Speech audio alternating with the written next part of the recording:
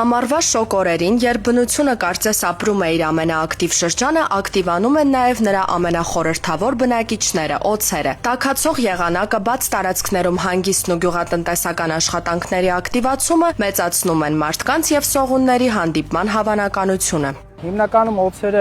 բնակելի տարածքներ գալիս են ոչ թե բնակվելու, այլ գալիս են որսի համար։ Եթե օձերին մենք չվնասենք, օձերը երբեք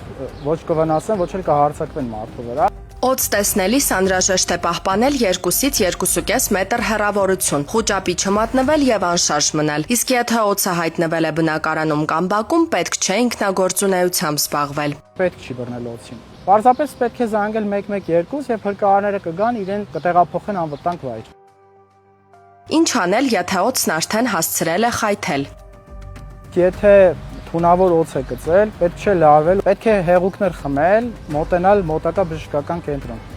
Օձերի ակտիվացման շրջանում զգոնությունը կենսական անհրաժեշտություն է, սակայն նույնքան կարևոր է հիշել, որ բնության մեջ յուրաքանչյուրն իր դերն ու տեղն ունի։ Պետք է նաև իմանալ, որ օձերը կարևոր նշանակություն ունեն էկոլոգիական հավասարակշռության պահպանման գործում, ուստի զգուշավոր եւ պատասխանատու վարքագիծը հաճախ լավագույն պաշտպանությունն է։